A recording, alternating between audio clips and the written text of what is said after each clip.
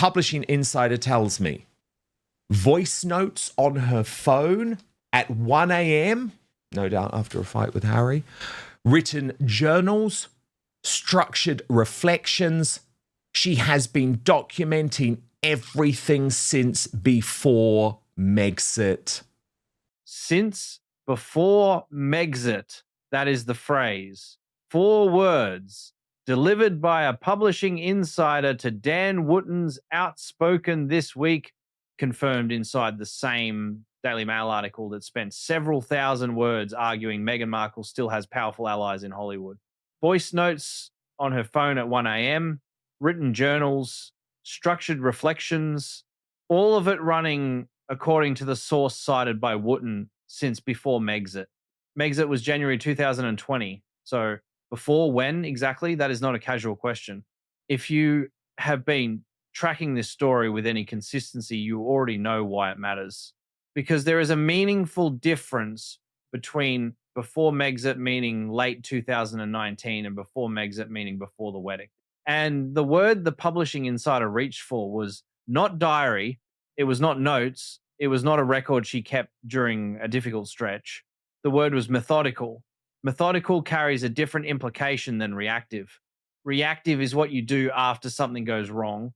Methodical is what you do when you already know something is coming and you want the record to reflect your version of it before it arrives. Pete Diner, the royal commentator who appeared on Outspoken this week, flagged something the article buried entirely. He noted that Meghan and Oprah had discussed a potential project before the wedding, before May 2018. And Meghan's answer to Oprah at that meeting was, the time is just not right yet. That is not a rejection. A rejection is, no. What Meghan told Oprah was a schedule, and schedules require something to have already started. The question is not whether the archive exists. The Daily Mail confirmed it does in a piece that appeared to have no idea what it was confirming. The question is when the clock started running. And the answer, if Dinah's account is accurate, is considerably earlier than before Megxit implies. Before we get to what that 2018 Oprah meeting actually confirms and why the Daily Mail piece this week accidentally disclosed something far more significant than anyone in that newsroom appears to have noticed. There is a foundation to establish because the documentation story, as it has been presented across the coverage this week, treats the voice notes and journals as a revelation, as a new development, as evidence of a woman keeping records after things went wrong. That framing is incorrect. The pattern that produced those 1 a.m. recordings did not begin inside a palace. It began considerably earlier in a different kind of institution entirely. Tom Bower, the British biographer who wrote Revenge, Meghan, Harry, and the War Between the Windsors in 2022, spent years sourcing from people who worked alongside Meghan during her time on Suits. What he documented across that period was consistent. Someone who understood, even then, that information is leverage. That relationships are assets to be cultivated and cataloged, that the narrative around you is not something that simply happens.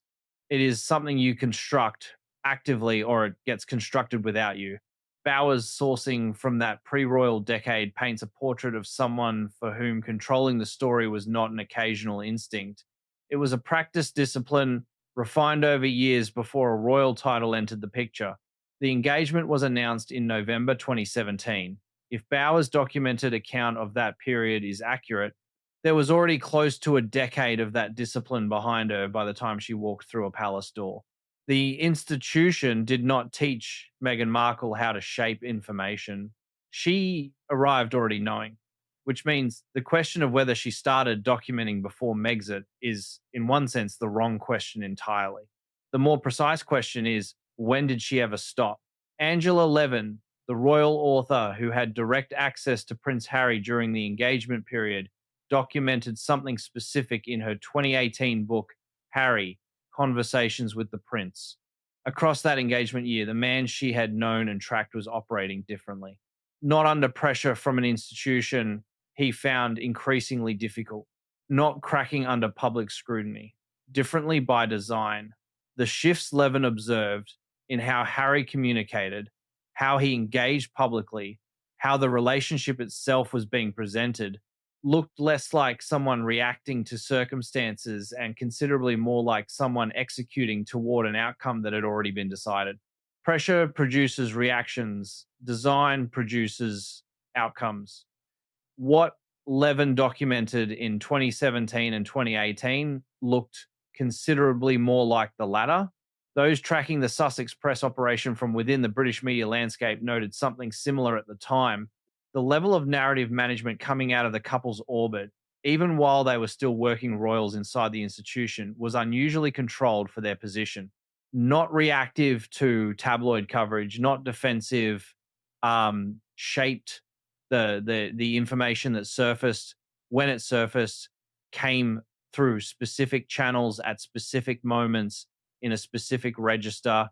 That consistency does not happen by accident, which brings us back to the 2018 Oprah meeting. The one confirmed this week inside a piece that was clearly briefed by the Sussex camp and apparently did not register what it was conceding in the process. Oprah and Meghan discussed a project before the wedding, before the vows, before the carriage through Windsor. And Meghan's answer, according to Dinah on Outspoken, was not a refusal and was not a commitment. It was not yet, not yet. Two words carrying a significant amount of weight. Not, I haven't considered this. Not, that path doesn't feel right. Not yet implies a condition to be met, a specific moment already identified on a private timeline that no one outside that conversation had any visibility into. The voice notes at 1 a.m., the written journals, the structured reflections, these are not evidence of a wounded woman who started keeping records after things went wrong. They are the raw material of a project that was in conceptual development before the wedding invitations went out. Filed methodically across years, across multiple formats, simultaneously held until the time was finally right. That is the foundation. Now let us map exactly what was being built inside it and why the timeline runs considerably further back than anyone covering this story has been willing to name. June 2016. That is the month Harry and Meghan are reported to have met. Suits was still running. She had been navigating Hollywood for over a decade, managing her own image, cultivating specific relationships, building the TIG as a personal brand platform before brand platforms were standard practice for working actors at her level. The Oprah relationship was already in place before any royal title was in the picture. A woman operating at that level of media fluency in that environment did not arrive at a relationship with the fifth in line to the British throne without understanding what proximity to that institution meant in terms of narrative value. According to those familiar with Meghan's Hollywood network during that period, the level of strategic awareness she brought to public positioning was already well developed before a palace corridor was ever involved. The engagement announcement came November 2017. The first joint interview followed days later. Watch that interview back now with everything that has since been confirmed, and the thing that stands out is not the warmth and not the obvious affection. It is the control, every answer shaped, every anecdote selected, nothing accidental. The institution had not yet taught her anything about royal communications. She arrived already running a communications operation. It just had not been described as one yet. By May 2018, the wedding, and before the wedding, the Oprah meeting. Pete Diner confirmed on Outspoken this week what the sourcing has been suggesting for some time. Meghan told Oprah the time was just not right yet. A project had been discussed, a specific future moment had been identified, and the documentation that Dan Wootton's Publishing Insider described this week, voice notes and journals and structured reflections accumulated since before Megxit, was already, according to that sourcing, in motion. The vows were taken on the 19th of May, 2018. If Dinah's account is accurate, the archive predates them. To be precise about what that means, by the time the carriage moved through Windsor, every subsequent event inside the institution was potentially a chapter. Every Sandringham meeting, every Commonwealth tour, every staff interaction that later surfaced in reporting, every conversation with members of her family she had known for under 2 years, all of it being captured across multiple formats simultaneously by someone who had already discussed the eventual publication of that material with one of the most powerful media figures on the planet. To be fair to the counter argument, keeping notes is not unusual for someone navigating an unprecedented situation. Plenty of people in high pressure public roles document their experiences. Diaries exist for good reasons. Memory is fallible, and institutions are powerful, and having a record of what actually happened is, in many circumstances, entirely reasonable. But the Daily Mail's publishing insider did not describe a diary. The words were voice notes on her phone at 1 a.m., written journals, structured reflections. Those are three distinct documentary modes: real time audio capture, narrative construction in written form, and retrospective editorial framing. A diary is one mode: personal, private, unstructured. What has been described this week is a 3-track recording system running simultaneously across years. That is not personal protection, that is pre production. And then, right on schedule, Camilla Tominey, the royal correspondent for The Telegraph, whose reporting on the Sussex departure and its aftermath has been among the most carefully sourced in the British press.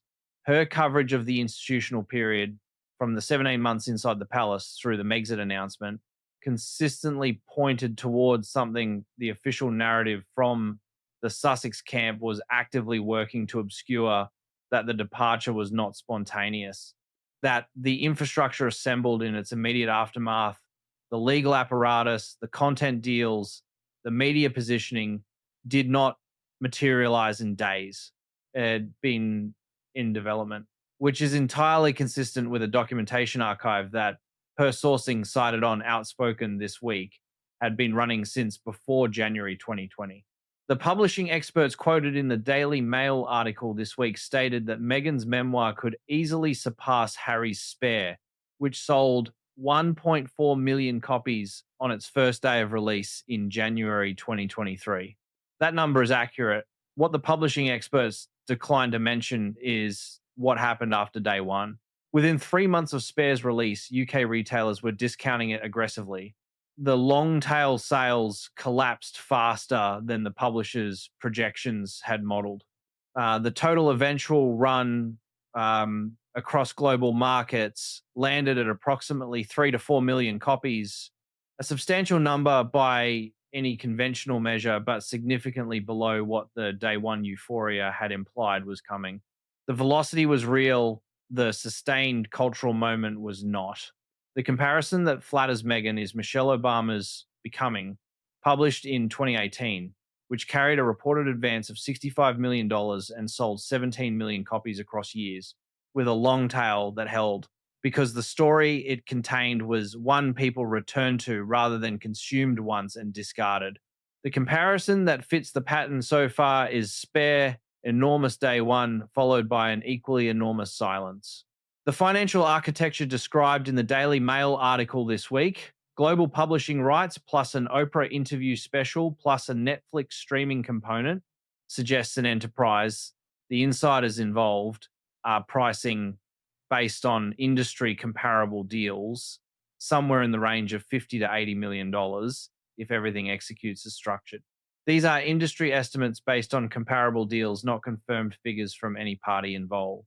But that estimated range explains with considerable clarity why Nicole Avant, wife of Netflix co-CEO Ted Sarandos, has reportedly been facilitating behind-the-scenes conversations about the project's rollout. Why Shonda Rhimes, one of Netflix's most valuable producers, remains adjacent to the network around Meghan. Why Oprah, who has not needed the income for some time, is still invested. The autobiography is not a book. It is a licensing deal with a manuscript attached, and every voice note filed at 1 a.m., according to the sourcing that has now made it into print, is a line item in that deal. The question is not whether the archive has value. The question is what it actually contains. And that question connects directly to the people who are named in it. January 2020, the announcement. The narrative the Sussex camp released at the time positioned Megxit as a response to a press that had become intolerable, to an institution that had not provided the support they needed, to a situation that had become untenable. Spontaneous, reactive. The infrastructure that appeared within weeks of that announcement carried a different implication entirely. Sources cited across multiple royal reports have suggested that the legal framework, the communications apparatus, and the content architecture that materialized almost immediately after January 8th bore very little resemblance to something assembled in response to a crisis. Legal structures of that complexity, communications operations at that level of sophistication, content pipelines already in early development, those do not get built in a hurry. They get built in advance of an announcement that everyone involved already knows is coming. By January 2020, if the sourcing holds, the archive had been running for at minimum 18 months. And by the most conservative reading of the Oprah meeting Dinah cited this week, considerably longer. The Sandringham Summit, one of the most consequential private meetings in the modern history of the institution, took place while, according to this sourcing, a multi-format documentation system was actively running. Whatever was said in that room, and the competing accounts have never fully aligned across the years since, one party to those conversations had already been filing structured reflections for well over a year. The Oprah interview aired March 2021. Dan Wootton noted on Outspoken this week that it was watched by 17 million Americans, 12 million Brits, and tens of millions more globally. That number is not a coincidence of timing and chemistry. It is a proof of concept, a global audience test conducted at scale, establishing what the market for Meghan's version of events would actually bear before the full manuscript was ready to deliver it. What the interview confirmed was not primarily the specific claims it contained. What it confirmed was that an audience existed at the size required and that Oprah was the delivery mechanism capable of reaching it. The autobiography is not going to need to find its audience. The audience has already been identified, sized, and tested. Harry Spare arrived January 2023. Beyond its first day sales, it established a benchmark, a member of the Sussex Partnership narrating the interior of the marriage, with access to private conversations and institutional meetings, commands global attention and generates a publishing event. Spare was not, in this reading, a competing project. It was a precedent, one that demonstrated exactly what the market will absorb and exactly where the floor of commercial interest sits. One could argue, and some covering this story have, that the architecture being described here requires a leap from the available sourcing. A publishing insider speaking through a Daily Mail article relayed by Wootton confirms voice notes and journals. That is the evidentiary flaw. Everything constructed above it involves inference. The inference is not floating without foundation. A 3-track documentation system running since before the wedding, confirmed in outline if not granular detail. An Oprah conversation about a project before May 2018, confirmed by a commentator speaking on record. A multi-platform deal structure taking shape through Nicole Avant's facilitation and Shonda Rhimes' adjacency to the Netflix pipeline, reported this week by sourcing the Daily Mail, presented as well-placed. Each of those points in isolation sits adjacent to inference. Together they describe a shape, and the shape has been entirely consistent across every piece of sourcing across years without a single deviation in direction. Structured evidence compiled across multiple years, across multiple formats simultaneously, with a publishing and broadcast deal forming around it. The word for that construction is not diary. 6 phases, a decade of narrative discipline before the institution, an Oprah meeting before the wedding, 18 months of documentation running inside the palace across 3 formats, an exit with pre-built infrastructure, a proof of concept interview reaching 30 million people globally, a precedent-setting memoir by the other party to the marriage. Same direction, every time, across every data point available. Now, for what the people following this story most closely have made of it, comments under Dan Wootton's Outspoken video, published May 10th, tell a specific story.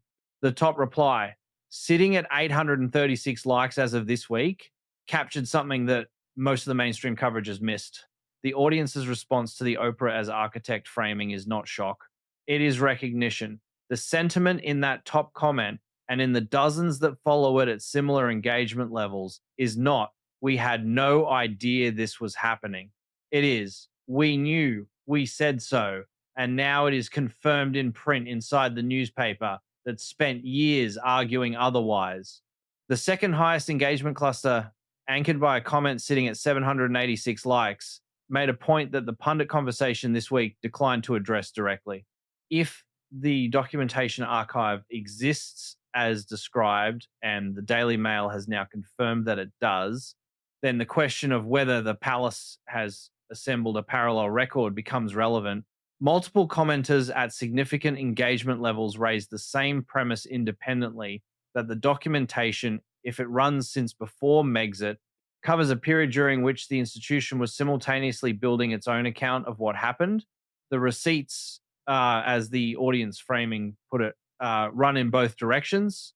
A third cluster at 521 likes specifically referenced the period during which Meghan was still a working royal and raised the question of what was documented about her conduct during that period at the request of the institution itself. These are viewer observations, not sourced reporting, and should be understood as such. What they represent is an audience that has been tracking this story with considerably more granular attention than the coverage has credited them with. The most analytically precise comment in the thread, with 494 likes, noted something the pundit conversation consistently avoids, that Meghan appears to be operating under the assumption that her archive is a stronger hand than whatever exists on the other side of the ledger. The commenter's assessment was that this represents a miscalculation. That is an audience making a strategic judgment about leverage ratios, not expressing an emotional reaction to a celebrity story. The level of engagement that comment generated suggests the assessment resonated. These comments represent viewer sentiment and do not constitute verified reporting. The frame everyone has reached for this week is diary. It is the wrong frame. Diaries are private by design. The understood expectation at the moment of entry is that the content remains locked, personal, unshared. What Dan Wootton's publishing insider described is a different instrument entirely. Voice notes at 1 a.m. capture the emotional heat of a moment in real time, unguarded, visceral, with the specific quality of something recorded while the event is still running. Written journals impose narrative shape on experience. They select, they sequence, they construct a through line. Structured reflections introduce editorial distance, the retrospective framing that a co-author or editor requires to work with material in a publishable manuscript.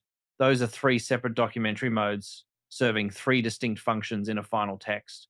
Running them simultaneously across years, across every significant event of the royal period and its aftermath, does not produce a diary. It produces a 3-track archive calibrated for eventual publication, and the decision to run all 3 tracks simultaneously, rather than keeping a single private journal, is itself a structural choice that tells you something about what the material was always intended to become. This is not without precedent in the history of the institution. In 1991, Diana recorded audio tapes in secret for Andrew Morton. Those tapes, her voice narrating her own experience inside the marriage, became the foundation of Diana, Her True Story, published in 1992, and produced one of the most consequential royal documents of the 20th century. The parallel is not incidental. Meghan has referenced Diana repeatedly as a touchstone, and the Morton-Diana model, secret audio documentation accumulated over time, deployed through a trusted media partner at a strategically chosen moment, is the closest historical template for what is being described this week. The difference is structural. Diana's tapes emerged from psychological crisis, a cry for record rather than a content strategy. What the sourcing describes for Meghan is systematic from the beginning.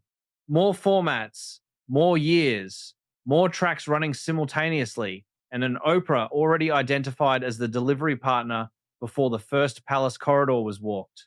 What this means for Harry specifically is something the coverage has been notably reluctant to address with precision. His memoir, Spare, was written with a ghostwriter based on his recollection of events. shaped across 18 months of drafting and editing.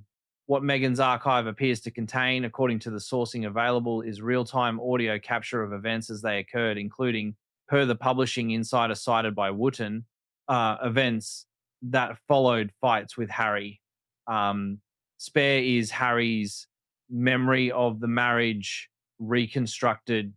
Meghan's archive, if the sourcing holds, is contemporaneous documentation of the same marriage recorded in the moment.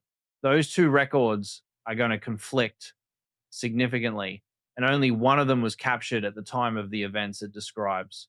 One of them is going to be wrong, and only one of them has the timestamps to prove it. Those who have followed the unraveling of the Montecito project from close quarters have noted something the reporting this week conspicuously avoided. Nobody in the network described by the Daily Mail article, not Oprah Winfrey, not Melody Hobson, not Shonda Rhimes, not Nicole Avant, has publicly distanced herself from the autobiography.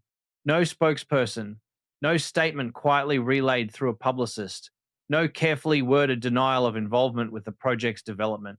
The silence is uniform and it is total.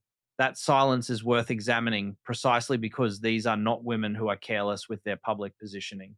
Oprah Winfrey has managed her public image across 5 decades at the highest level of American media. Melody Hobson, as CEO of Ariel Investments, operates in an environment where association carries measurable financial consequence. Shonda Rhimes has built and protected a production brand worth considerably more than any single project she has ever attached her name to. Nicole Avant has navigated the intersection of entertainment, diplomacy, and finance for years without a significant public misstep.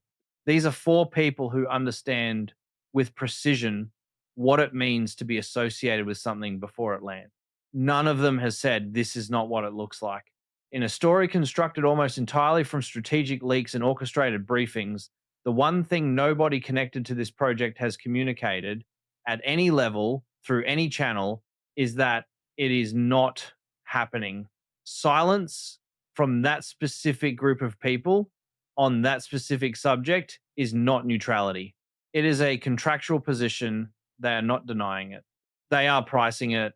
6 points. Map them in sequence. June 2016, a relationship begins between a prince and a woman who has spent a decade in an industry where information is currency and narrative control is professional survival. November 2017, an engagement, and with it, a global platform of a scale no Hollywood career was ever going to deliver. The first joint interview, controlled, shaped, nothing accidental, before May 2018. A meeting with Oprah Winfrey in which a project is discussed. And Meghan's answer, according to Pete Diner, speaking on Outspoken this week, is not yet. 2 words that imply a timeline already exists and a condition already identified. 2018 to 2017 months inside the institution, during which, according to the publishing insider cited by Dan Wooten on Outspoken, 3 documentary tracks are running simultaneously. Voice notes in real time, written journals imposing narrative shape, structured reflections building editorial distance, every significant event of the royal period captured across all 3 formats as it occurs. January 2020, Megxit announced legal infrastructure, communications apparatus, and content pipeline materialize at a speed inconsistent with a spontaneous decision. The infrastructure was not built in response to the announcement. It preceded it. March 2021 through 2026, a proof of concept interview reaches 30 million people globally. A precedent-setting memoir by the other party to the marriage establishes the commercial flaw. A multi-platform deal structure, global publishing rights alongside an Oprah interview special alongside a Netflix streaming component takes shape through the facilitation of the wife of the co-CEO of Netflix with the most valuable producer on that platform adjacent to the pipeline. 6 points. Same direction. No deviations. Not once across a decade. That is not a woman reacting to her circumstances. That is a woman executing against a plan formed before the ink was dry on the marriage certificate. And the most telling detail in everything reported this week is not the voice notes and it is not the journals. It is the word the publishing insider chose. Methodical. That word does not describe someone keeping a record of what happened to them. It describes someone building an inventory of what they experienced, specifically because they always knew that inventory would eventually be deployed. Harry is trying to get home. The reporting on that has been consistent for months, and Outspoken has covered it in detail. The reconciliation with King Charles, the tentative contact, the careful navigation of a situation that grows more complicated the longer it continues.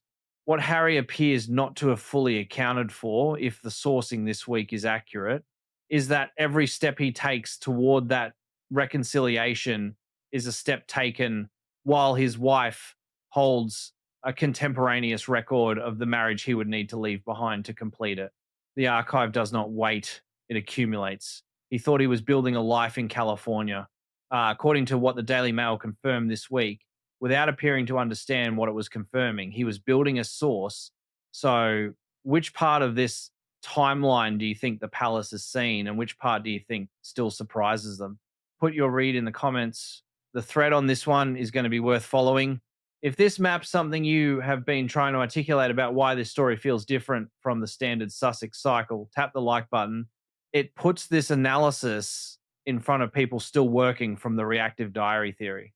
And subscribe if you want the next chapter when it drops, because the next chapter involves the palace's side of this ledger, and Alison Boshoff's reporting is only the surface of what is sitting in that file. Next week, we are going into what the institution compiled on Meghan during those 17 months, what the sourcing around the Queen's final years has suggested exists, and why the leverage calculation Meghan appears to be making may be considerably less favorable than the Daily Mail article this week implied. That story has not been told in full yet. It will be. Every pattern has a starting point. We just found Meghan's